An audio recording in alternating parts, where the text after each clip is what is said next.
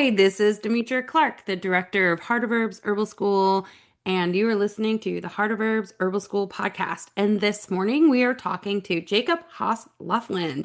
And I'm going to let him introduce himself to you, but I'm going to tell you guys something. This is going to be fun because not only is he interesting, he is doing just so much good work out there in the world, not only in his herbal work, but in the other work that he does. And it is just an honor and a privilege to have you here with us today. So tell us a little bit about yourself, and then we'll get into your herbal journey. All right. Well, thank you for having me on. So I am a teacher by trade, and I've started as I got into the herbal journey. I've started the apothecary, and I also 3 months out of the year I turn into Santa Claus. That's what the dual beard color is for. This is all natural growth, and then late August, early September, I start bleaching, and it takes me a very long time to go from super dark black with a red base. That's what takes so long and I turn powder white. Um, it's become a passion over the last 7 years. I used to hate Christmas, but I just worked in retail too long, and that was the reason. But as soon as I got a kid, it really exploded for me, and then my ADHD tendencies, I just dove into it with both feet and all kinds of research back. Like it's insane what goes through my head just to be able to do all this. But yeah, I have a wife and two kids, and I'm forever busy between school because I'm halfway through the clinical herbalist program. My school that I teach at, where I teach eighth grade civics, um, which I love. My background is in ministry. And when I left the ministry, my dad's like, "Hey, you still want to work with kids? See what it takes to become a teacher." And so I did. And I transitioned my degree from that into a teaching certificate. And most people are like, middle school? Why would you? I love middle school. I thought I was going to hate it because my first year as a youth pastor, it was all high schoolers. And then they graduated out, and I got nothing but sixth graders. And I was dreading it. And I absolutely love it. Excuse me. They're not jaded yet. And so you can still have a lot of fun with them and help them grow, which is really my main thing. They can learn the civics. They're going to do that anyway. But I want them to be better people. And so that's my main thing. I'm pushing personal growth at the same time as they're getting academic growth. But yeah, so when I decided, hey, we're going to start this apothecary, I I said I really want to bring in because it's Christmas year round at my house. Um, my 3 year old is in awe at all things Christmas, and then my 11 year old, he even now he's still very much Christmas forward. And so like I don't want it to be a Christmas company, but I want it to have that flair. So like all our logos and designs and everything is uh Christmas, like the magic of Christmas is there. I even have one of my blends is called Santa's Immunity. And so and I Santa started that needs it. exactly.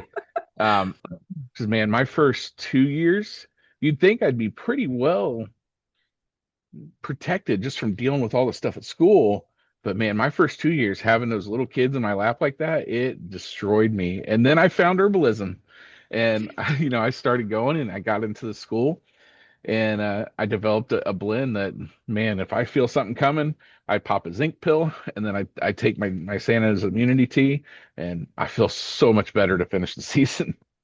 Well, I've got to say, okay, so an immunity tea that works on Santa has got to be really good because I was just thinking I've had friends who've volunteered and done that before, not to your level.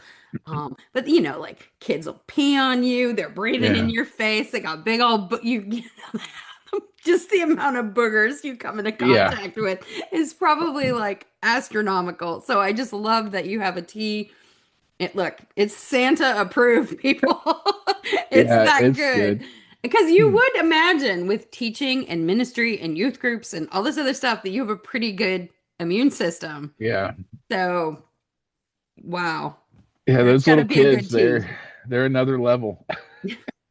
Well, and I will say, I think right now, one of the braver things that we can do is to teach children civics. Yeah, And I'm not trying to get political because that is not, nobody wants to hear my thoughts on that, to be honest. But I think that just the amount of adults that don't have a basic understanding of how our government and our processes and what our rights yeah, are and how we can affect change is really a bummer. So the yeah. fact that, there's people out there who still are like, I'm going to teach children this, I love it because I remember I had so much fun doing that with my kids because we went to DC and we did these different Oh, very cool. things. And like, we really tried to be like, hey, you own this life, you Yeah, own this country, and you have to contribute and be part of it in a way that you really feel strongly about. So I just love that there's people out there who are like gonna go against the grind of social media and everybody's a constitutional expert, right? And that you're yeah. doing it and you're giving kids this information and Mhm. teaching them how to find and access more of that. I just want to say I really, really appreciate that. And I'm so glad that there are people like you who are doing it every single day. So again, thank you. I just really wanted to say that. So Thank you. just cool beans. All right. So you also homestead, right? I do. We're in a bit of a transition period now, Arnold but homesteads. yeah. Well, Always. we were living out of town, and so we could have a lot more. Um, Hmm. and so um, we ended up moving in town Hmm. to because but it's closer. We didn't have to Hmm. have the 40-minute drive to work anymore. And so now we're trying to figure out how to do it in city limits. And we finally got our yard cleared out from all the Brazilian pepper trees and stuff like that. So we're working on building a my wife is an artist and she did some artwork for David the Good All and right. one of his books. And so um, we're gonna try to build our own Florida food forests in our backyard, while still leaving a section for the kids to be able to have their trampoline and play and and all that Yeah. stuff. But so we're in a transition period. We'll be getting some more quail, probably start off with them, and it's fun. We miss that lifestyle when we had it full going, so we're ready Yeah. to get it back.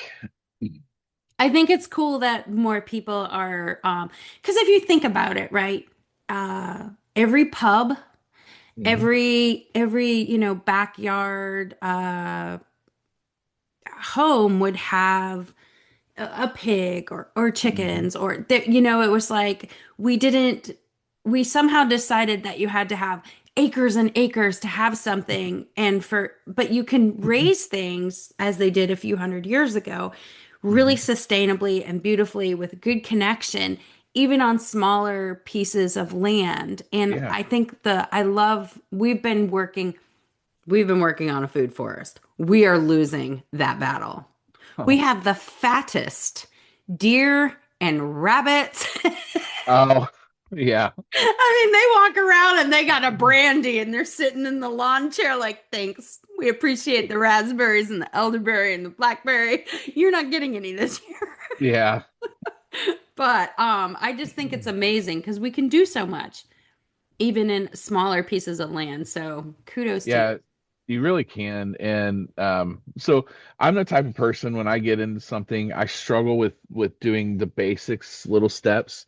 I like to just I dive into it. So I first got into this and I just joined a Facebook group and I knew nothing. Like one of my big regrets in life is my grandmother was a huge gardener, had a massive garden, but the only thing I ever learned from her was how to snap beans.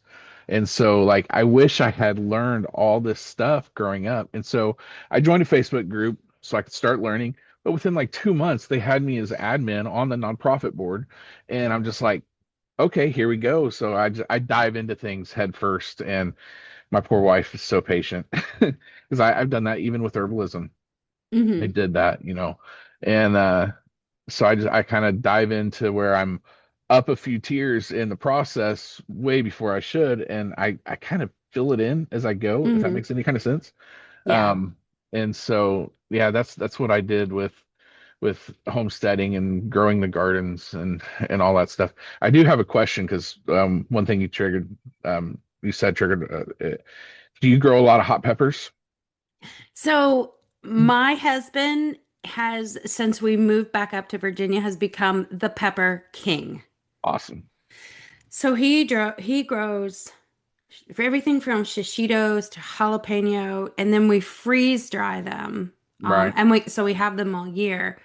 But it's just we've just been joking around that it's something in his, whatever constitution. Because peppers like me, peppers love him. Yeah. So yeah, we do. Do you? Not yet. We used to grow some serranos and stuff, Hmm. but I did find you were talking about deer. If you make a border around your gardens with those hot peppers, the deer won't go near it. Yeah, so we have been talking about trying to integrate more like hot peppers and peppermint and stuff in the berry garden. So we do have like one of our vegetable gardens is deer proof. It has like I think my husband is a little bit like you. I call him the overkill king. Right. So when I said I need a deer proof garden, he literally built like 20 feet foot wall. And Yeah. the neighbors were like, "What are you guys building?" And I was like, "A garden." I mean, Yep. so he could drive a tractor through the whole deal. So That's awesome. so we're doing some more integration like that. This is only our third growing season on this patch of land. So, we're still learning the land and we're still integrating like the ducks and the chickens and the farming process and the geese. And so it's definitely always because each environment's so different. I didn't Yeah, have to worry about deers on an island. that's true. I didn't have to worry, so it's very, very, it's a lot of fun. But yeah, there's always, we do the hot pepper spray, we make that Yeah. but our deer, I think they would be the type that would eat hot wings or something Really. because they are like, Maybe. they are insane. They do not seem to care. And I'm wondering if it's personal. I'm May wondering if they saw me and were like, you know what? We're gonna eat everything you plant, lady. No, but maybe. or maybe it was just a really hard year for them food wise, and they just said, you know what? Could be. Or they know that you used to be in Florida and so they're like, we're gonna show you what a real deer is, not We're those not those greyhounds that tiny they little mule deer. We're gonna show you some beefarino deer. But yeah, Yeah. no. So it's a lot of fun. But yeah, it's one of those things like, you're always on the lookout for the next thing when you homestead. We Yeah. found a possum in our hen house one night, like, Oh, and it yeah, hadn't those are done fun. anything yet. That's good. That's But good. it was like, and that had never happened before, so you're always finding something, which I'm sure and Yeah. you're restarting your journey. So being in town, you're going to have new, issues. Yeah. Luckily the town I'm in, there it's all ranches and groves and Hmm. everything around us. So they have that mentality in the town. So I could have a hog in here if I wanted to, right? I could have excuse me. Excuse me.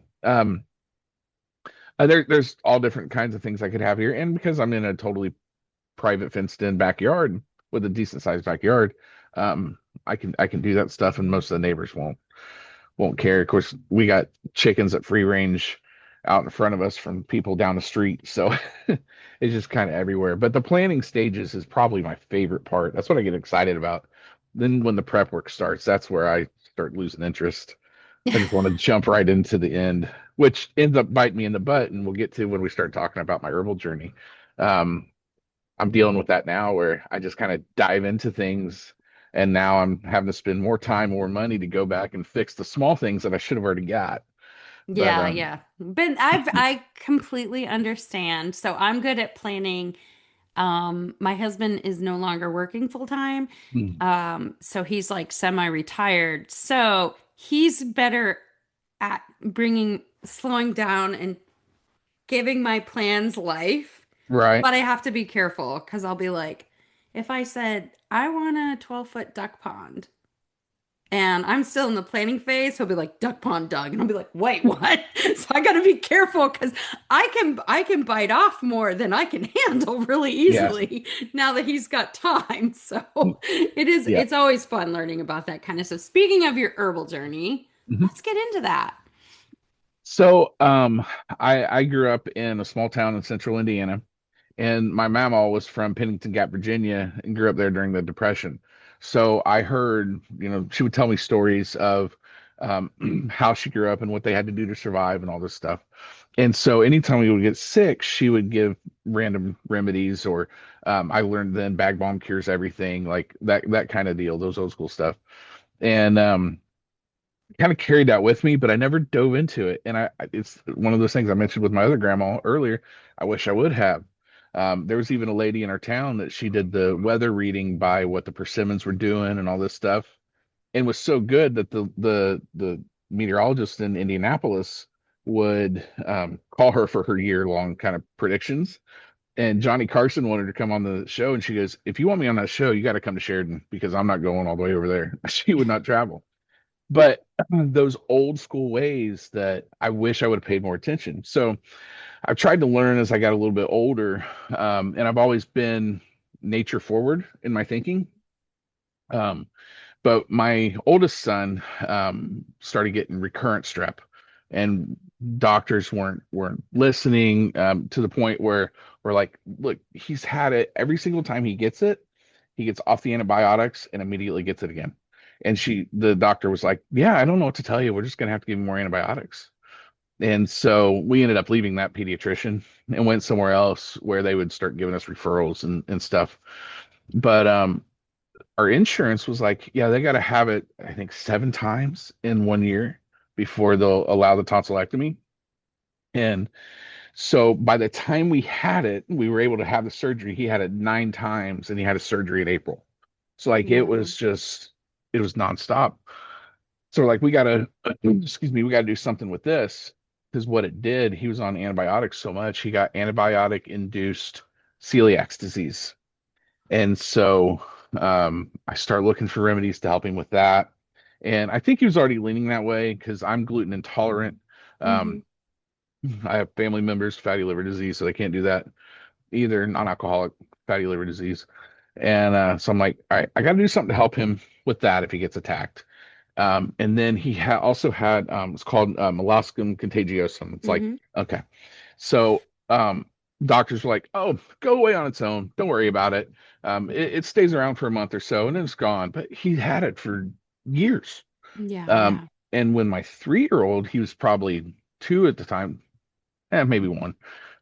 When he got it, we're like, we got to do something because it's not going to go away. And that's really about the same time that I found your school, because I started doing all this research and I'm like, okay, so I came up with something for him. I gave him tea, I gave him the creams. I had to put it in a popsicle, which I got the idea from you as well, because he was not going to drink the tea. And Tastes like dirt. yeah, That's what yeah, my youngest used to say. I'd say, pound it. right. I do that with the oldest now. I'm just like, dude, just put some more honey in it. You got to go. Let's go. But it worked, and it helped him clear it out. And so I said, okay, this is more people need to know this. They There's nothing in my area, as small town as I talk about it being. There's not really a whole lot that way, other than we have one traditional Chinese medicine doctor that just got in like a year ago. Hmm. Um, but even then, it's still primarily acupuncture. Her herbalism is nothing but here's these commercial made herbal pills. Hmm. Um, and so I'm like, I got to get this out. And my motto from my homesteading, the YouTube channel I started, was be self-sufficient, help everyone you can, and inconvenience no one. And so I'm like, help everyone I can is one of the biggest mindsets I have. And Hmm. so I gotta learn all this so I can share it with everyone else. And so I started researching schools, and I found you and I talked to you and I'm like, this is perfect spot for me. And so I got into it, and then I started remembering all the stuff that my mama would say, or like here, I didn't even know what she was giving us half the time, but like, oh, you got a fever, here's this. Or No one's gonna say no to Mama. yeah, oh, You know what I definitely not. mean? Like she said, you're gonna do it. Yeah. I was bigger than her when I was in about fifth grade, and it was still, nope, we're gonna do what mama says. And so I start remembering all that, and I'm like, you know what? This is the life I want to get into. Um, had I found herbalism way before I even went to school for ministry, I probably would have just went into that directly. Hmm. Um, from as much as I love it now, because I can still teach with this. Hmm. Little farmers markets and stuff every now and then. I could run a class for them or whatever. Yeah, definitely. And so um, that's when I kind of really dove into it. And then when you take the Santa, we're sitting there going, what can we call it? And like all this stuff. And again, I'm a big idea person, so I'm throwing everything out. My wife goes like, or maybe it was ChatGPT told me, Tinsel and Tonic gave me the idea. And I'm like, oh, that's perfect. And so now we're here, and between um, learning from the school and books and podcasts and all kinds of stuff, I have I've learned so much. I become excited. I'm still nervous about wild foraging, Hmm. and that's just a mental block I have to get through. But I look out in my yard and I'm seeing the Biden's alba, and it's like it's just a weed everybody throws out, but it's so powerful and nobody knows about it. I'm Hmm. like, all that kind of stuff. Or what I really miss about Indiana is the dandelions. Oh man, I mean, I put dandelion in so much just because it's so well, but eating it, we had to stop him at a truck stop one time because he just walked up and started eating it at the truck. I said, buddy, you can't do that here. Yeah. Not here. But yeah, herbalism is it was a long journey that was working behind the scenes, and it was working behind the scenes and I didn't know it. And I'm glad I found it, and I know that I'm just at the tip of the iceberg. I have so much more to learn, um, and you never stop learning. I mean, even Rosemary Gladstar will say that. Yeah, And yeah, as you far as don't. I know, she knows everything. So, Yeah. Well, the funny um, thing is you don't stop learning. And can you, okay, so can you tell us how to find your business again, real quick, the apothecary? But I also want to hear your motto again because I really love that. so the business is Tinsel and Tonic Apothecary. I Hmm. have both his website, tinseltonicapothecary.com, and a YouTube, or not YouTube, I'm sorry, Facebook page. Hmm. Okay. And that's primarily where I started, was on Facebook.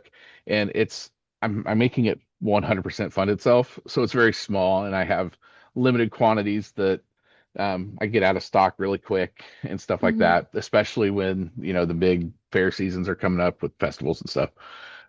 And so as I sell more, I'm growing it and I'm adding different things. Half of what I have as part of my pre-blended stuff, I mean, there's the custom, the consultations and all that stuff as Hmm. well, but all my pre-formulated are friends going, do you have anything for this? And I'm like, no, but I can. I can. And those have become my best sellers. So Yeah. that's wonderful. But yeah, so you can find me on Facebook, the um, the website. Eventually, I will transition my TikTok into being all that side, as opposed to it was a little bit of my life, following my kids, Freemason stuff, like all kinds of Hmm. things. And now I'm trying to transition it more towards that. Um, but my motto is be self-sufficient, help everyone you can, and inconvenience no one. And yeah, I that really really, love that. thank you. That came from when I left the ministry. It was a very challenging time, and I had to get a little introspective, um, and get over a lot of hurt. And Hmm. so I was working at Tractor Supply just to put food on the table, and I was a receiver, so I'm on the forklift all day. And so I was listening to some podcasts about being introspective and kind of having a guiding principle to live by. And so that I spent the next 6 months just thinking through everything that's happened to us, up to that point, and I'm like, man, this is everything that I want condensed down into right here.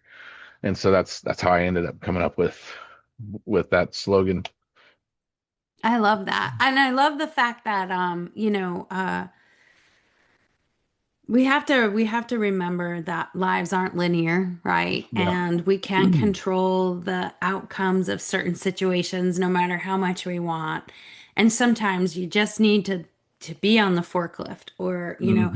I was a checkout girl for a short amount of time at a place called Ames, Yeah. or I worked in a factory when I was very young. They actually ended up not firing me, but firing me because I was the worst factory worker they'd ever hired, they said. So Hmm. I don't know if that's a badge of honor or not, but I just like, no, but I mean, like, I think I ruined like $100,000 piece of equipment. I was so bad because I could not, my brain couldn't grasp what I was supposed to. I just really was in over my head. I was like 17 years old. But anyways, but sometimes we need those moments to sit back and Definitely. reflect and say, while we're still bringing what we need to bring to our families.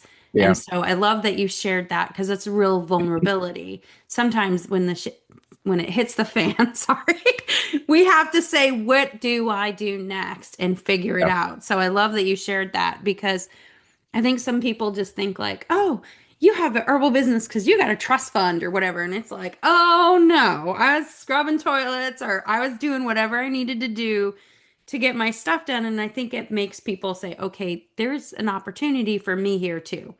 My Yeah. life isn't just, I go to school and I become this. We all Hmm. have different paths. I'm probably the only person I know. He's still doing the same job that they started doing when they were 21, Yeah. but I know that it's because I work for myself because anyone else would have fired me. No, but I mean, like, so it's kind of like it's good to see this and for our children to see this and for our Yeah. friends to see like that we can keep growing and thriving and it doesn't have to follow your perception of what I am. It follows my perception. So I really am appreciative that you shared that. So we can Yeah. get you at Tinsel and Tonic apothecary.com is the perfect. website. Okay. I'm Um, going to put that in the um, info part so people can find that. And I did go and look at your site and I love your labels. They're so cute.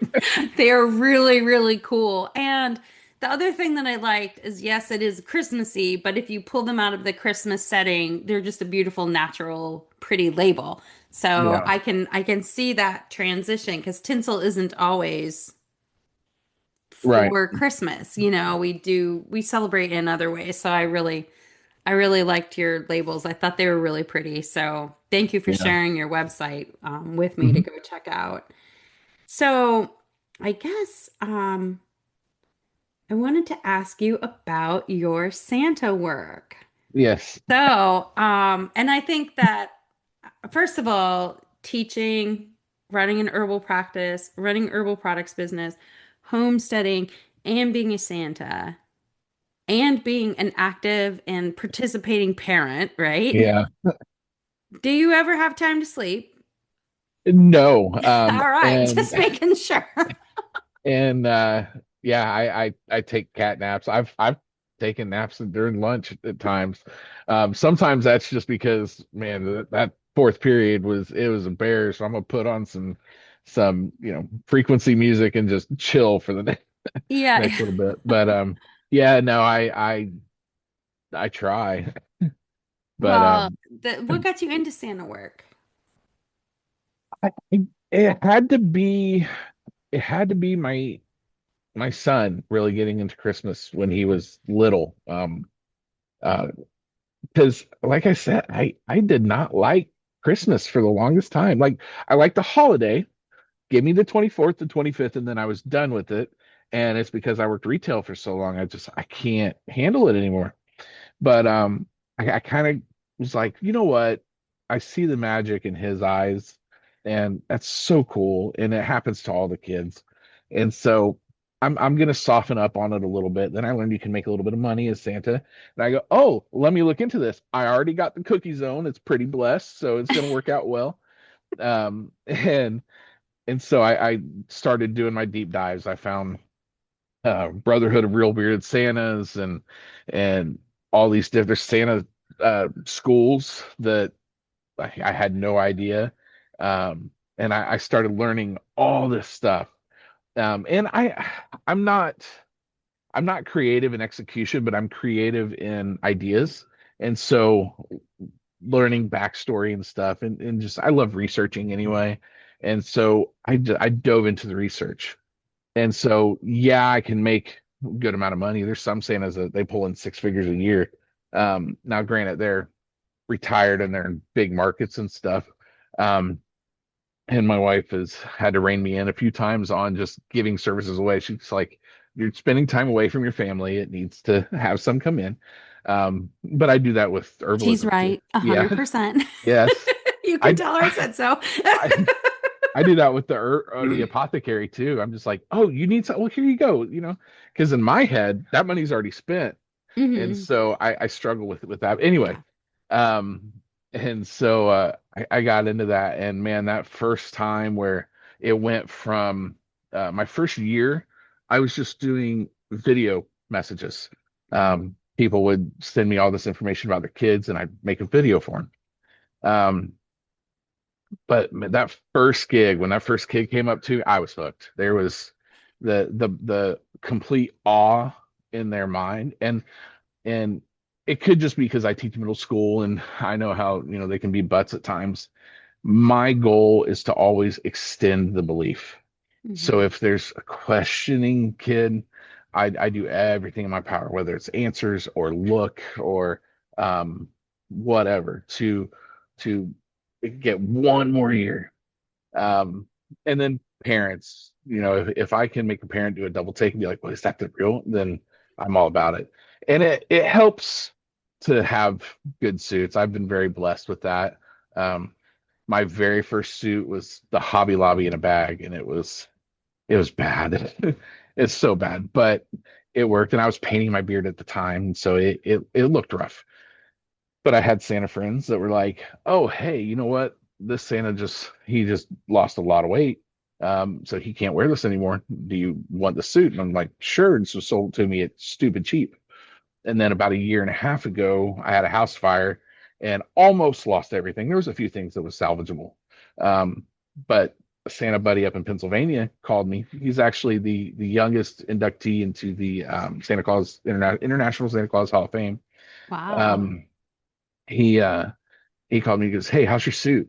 And I go, "Dude, it's toast. Like structurally, it's there, but it's always gonna smell like that." Hmm. And he goes, "Okay, no problem." He runs a Christmas nonprofit up there, and he goes, we're gonna take care of your deductible for your insurance. Don't worry about that." So he sent me a check to pay for the deductible, and he goes, "Here's my contact at Adele's of Hollywood, who is the same company that made Tim Allen's suit." Hmm. And he goes, "Go pick a suit. We're gonna take care of that too." I'm like, my Wow. first suit was $200. This thing was Yeah. over Oh, 2 grand I'm easy. sure it was very, I mean, the And artistry in oh, sewing complicated garments like yeah, that. We forget, because we're all yeah, fast fashion nowadays, but right. there's a So lot of work that goes into that.